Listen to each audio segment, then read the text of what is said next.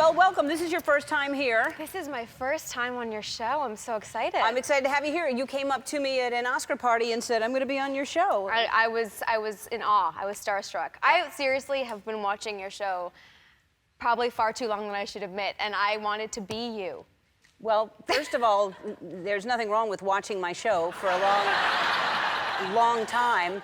I don't have more than 5 years, no. And you wanted to be a talk show host. I did. I wanted to be a talk show host. I wanted to be a mixture of you, Tyra, and Barbara Walters all into one. Well, you can. You can do whatever you want. Put your mind to it. Clearly. I mean, you wrote a book. Well, thank you. It's fantastic. Thank all right, you. so you were at this, because I left. What time did you leave that party?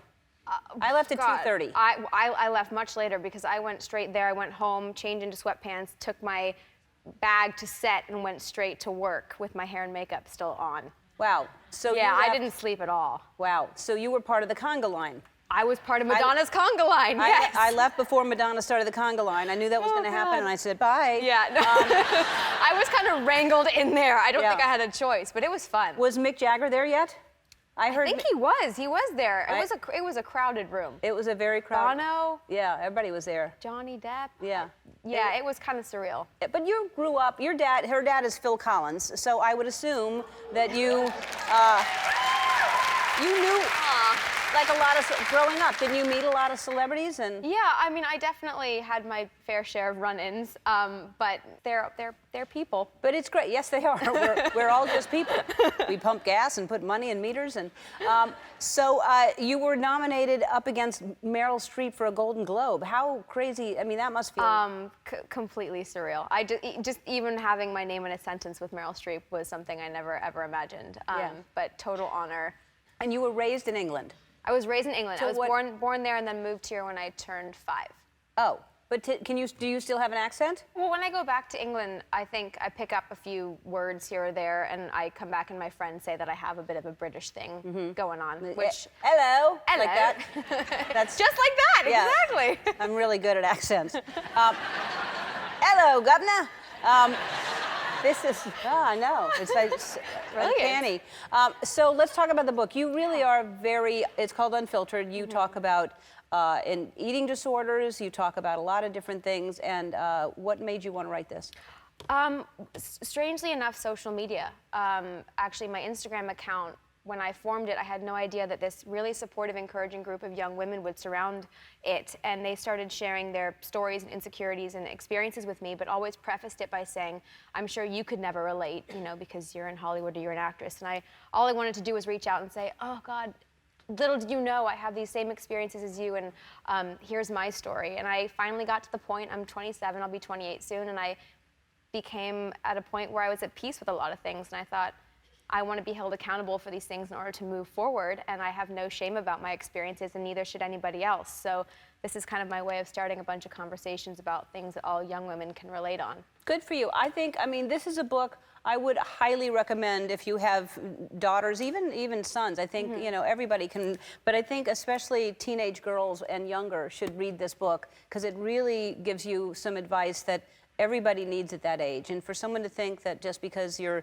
rich or famous or whatever, you don't go through struggles. Sometimes actresses go through more of a struggle because the pressure on you to be beautiful and thin and perfect is even more. But it filters down into society, and young girls looking at this saying, I need to look like that. So it's a great book for kids to read. It's called Unfiltered. It's available March 7th in bookstores. We'll be right back. Happy to see you again. So good to see you too. A lot has happened. It was everyone. Everyone's they're happy people. So nice. Can you do the split? No. And I'd love to say this would be my first opportunity to try, but I think in these stilts, it would be an epic fail. Yeah, it would be a very long split. Well, I have tight pants on. I just tried. I know that I can't anyway, but I wanted to see how low I could go. How did it go? I can go pretty low. These are pants that are not made for splits. So, so what a year you've had. So congratulations on the Emmy and Golden Globe nominations for Emily in Paris. Thank you. And you got married. You found a decent guy. I did. I got married. Decent guy. Thank you. Yeah. It was quite the year. Yeah. And so you got married. I just saw you next to a waterfall. Where was this? Oh yeah, it was a place called Dunton Hot Springs in Colorado. We had never actually been there until about the day before we got married, which was really fun planning a wedding before visiting the location. But it was stunning, and we love nature. So Yeah, I know. Y'all really love nature. You're both. How did y'all meet? we met. We both are in the industry, and we have parents that are in the similar industry as well. But we met randomly, actually. So we were kind of surprised we hadn't met yet. We'd been in the same rooms a bunch of times and never met. But it was kind of one of those cheesy but true love at first sight. And things. did you both know right away that you were both outdoorsy? No. He did not know that I was very outdoorsy. I don't think I knew I was quite as outdoorsy as I became. But I grew up in the English countryside, so I've always loved being outdoors. But we've embraced it. Did he like being outdoors as much as... Because the two of you together are always someplace interesting, it seems. We are. We really like embracing new adventures. So where's yeah. this? Oh, this is on our honeymoon in Norway. We went all around Scandinavia on like a foodie adventure tour. Now, I've never been to Norway, but that seams beautiful and cold. Stunning. Was it cold? Freezing. And if anyone knows me, they know that I'm just like not a fan of the cold. But I embraced it. We got in the water, which is freezing, beyond freezing. Yeah, I saw you jump in the water. Yes. And then, so this tree house, we have a picture of the tree house that you stayed in. And so that's where you, and what happens in that tree house? Like what, Ellen? Well, a lot happens in that tree house. I want to know everything. Everything. No, but like, that's a tree going through the tree. Yeah, it's wild. So this is in the Swedish Laplands, and every tree house is done by a famous architect, and we stayed in the one that you just saw, and it has a literal tree that goes in the middle of it, and there's this netting that you can lay on your back and stare at the stars. It's so beautiful, it's so romantic. It's also odd because there's obviously like no piping that goes up to the treehouse. So like it's very close quarters, and you know, when you go to the bathroom, it's you have to do anything you're gonna do into a paper bag, which then gets incinerated, which then turns to dust, which gets buried and made into a tree. No. So it's like, you know, it's eco-friendly. It was intimate, I'll tell you that much. No. I would not do that. There's so much no to that. At 4 a.m, if you have to pee or whatever, you just have to remember the bag. Wow. Yeah. That's, I mean, I love architecture, and that looked really cool. And that's why I was asking, because it didn't look like there was electricity or plumbing or anything there. It just looked pretty. It's pretty. Yeah.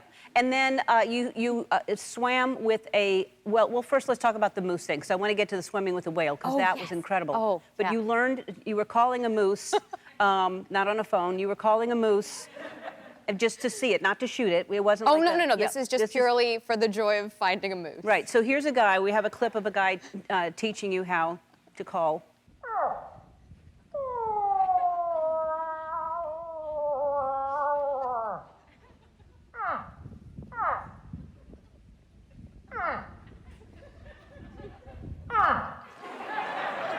It sounds like a moose in distress. I know. Honestly, lovely Mikhail was our moose guide aficionado. He's been doing it for like 40 years. We didn't know what noise was going to come out of his mouth, and he prefaced it by saying, "This may be funny to some of you." And I was like, "No, it's not. It's going to be so not funny." And then it started, and the entire time I had to just stand with my back, and all you saw was my shoulders doing this because I couldn't keep it straight. But Did you learn how to do it? I heard it for 2.5 hours, so I feel like maybe. We didn't see a moose, though. It didn't work. Yeah. It sounds like a moose would have a deeper, you know, instead of, oh. Anyway, we're going to take a break, and then I want to look at the whale that you swam with, which is incredible. I can't imagine doing that. We'll be back. More with Lily. So let's take a look at this. So you're in Tahiti, again, traveling, being outdoorsy, and there's a whale and a baby. A humpback whale and her baby, and you just jumped in, and look how close she is. Watch how close she gets. Whoop, there, that's me. Yeah. That is incredible. It was so that might look terrifying. I don't know, maybe, well, there, I looked very happy. I was very happy right there. It was the most calming spiritual experience. It was very unexpected. It wasn't even the season to really see them that closely, let alone at all. And I was watching my husband surf, and all of a sudden the captain of the ship said, "There's a whale, do you want to jump in and swim with it?"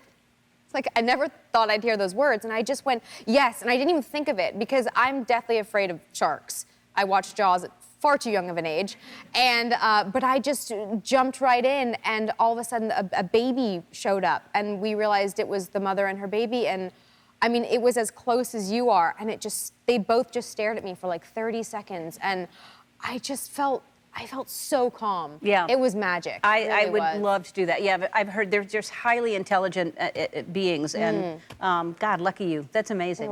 It was special. Maybe Emily in Tahiti. I don't know. Yeah.